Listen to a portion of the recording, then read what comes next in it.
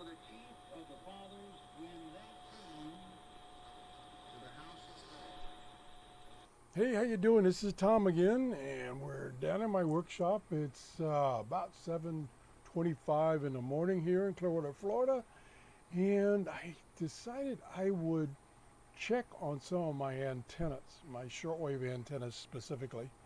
I have about 6 or 8 available, and what I did is, because this RSPduo has actually three antenna inputs, two 50 ohms and one a high Z input, which are right here.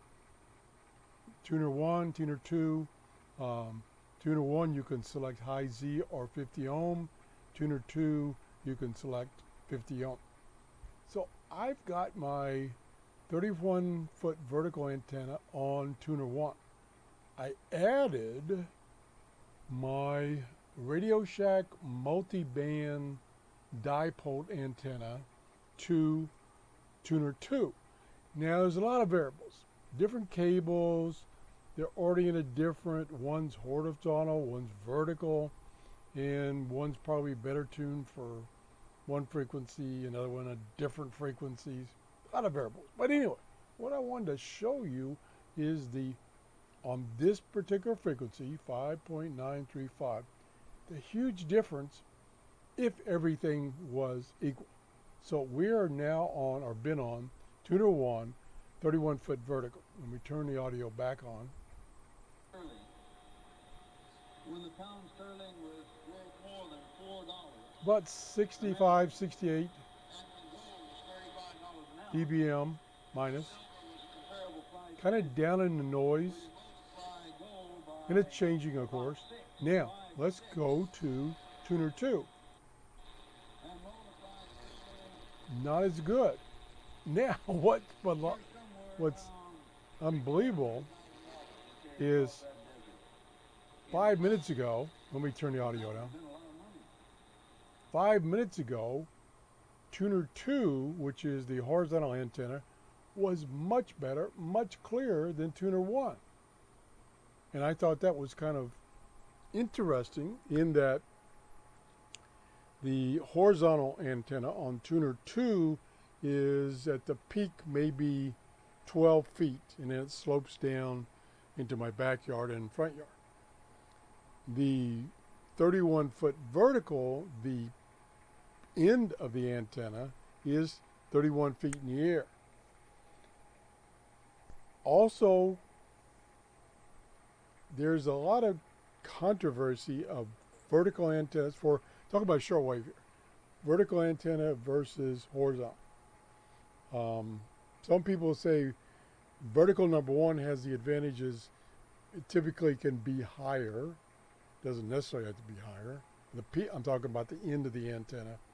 And 2, it doesn't suffer as much from ambient noise, local RF noise, as a horizontal antenna would. Now, let's listen to these signals again. This is the horizontal dipole antenna. Listen to the noise.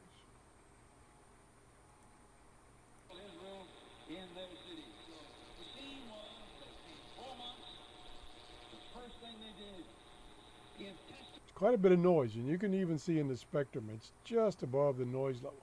Now let's switch to the other antenna. The noise level kind of goes down and the signals go up. Okay, let's unmute it.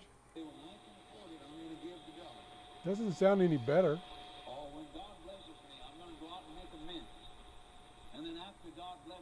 Yeah, it's a little better, but it's changing. Let's go back. There. Definitely hear that noise.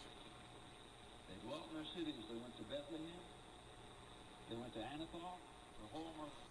So with that sample of 1, and I'll do a few more before I stop this video. That sample of 1, the theory that vertical is better than horizontal for HF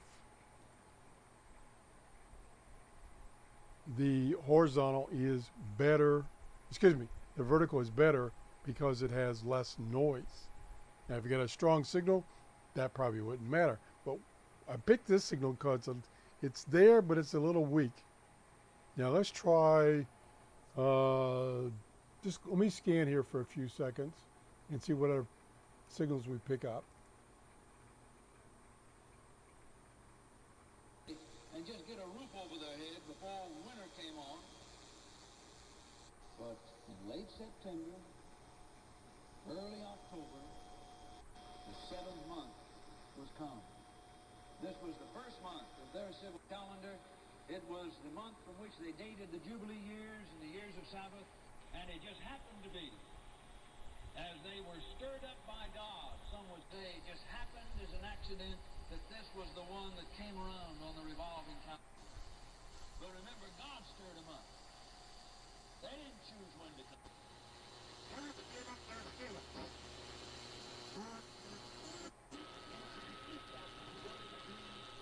Okay, you can hear that it's getting that station. Okay, there's one. Okay, previously it was around that 5.935, and there was several entries around that, so you're getting to see that. But now we're up to 5.970, which I think is China radio out of Cuba, and it's down there in the mud right now. When we turn the audio back on, then I'll switch antennas. So we're on the vertical right now.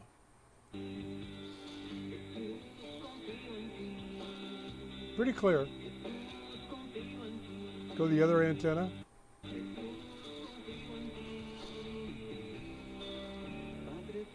Yeah, the noise is coming in. So there again, not only what I need to do is I need to go to a different frequency, get out of this area right here. So let's manually tune to WWV at 10 megahertz.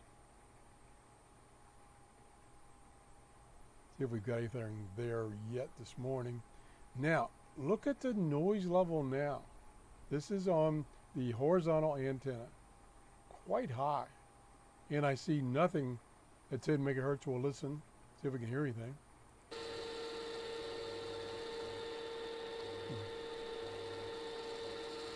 Way down in the mud. So let's just switch to the vertical. Turn the mute off. Now you can see the noise level went way down. And we actually have a signal here. Let's turn the mute off. Yeah, there it is. At the dome, 11 hours, 41 minutes, coordinated universal time. Okay. Now, whether this proves anything or not, I don't know, because it's just a small, very small sample of data. But with a small sample, comparing everything else being equal, the cables, the two tuners in this duo, in the setup and everything, I don't believe the setup changes when you go from tuner 1 to tuner 2. So I think all these variables over here, the RF gain, they all stay the same. So those should be the same. Whether the actual physical hardware between the two tuners is different, I don't know. I have no way of telling. But it appears, limited testing, that a vertical antenna for shortwave is better. What do you think? What has been your experience with your different antennas? Speaking of the shortwave bands, something like above 3 megahertz and less than 17 megahertz. What's your experience? I love this RSPduo, and I thank them for sending me this, for being able to do comparisons like this. I don't have to use a switch, which is another variable, which I've done testing with my Grundig 800 using a switch to switch between two antennas, and I found out that my switch has a little different characteristics on the two inputs, not perfectly matched. So that was another variable. Anyway, leave some comments. Let everybody share the wealth of information. I'm no expert. I may be totally wrong about this. Maybe this is a bogus sample. Anyway, if you enjoyed the show, please give me a thumbs up and have a great day. Bye-bye.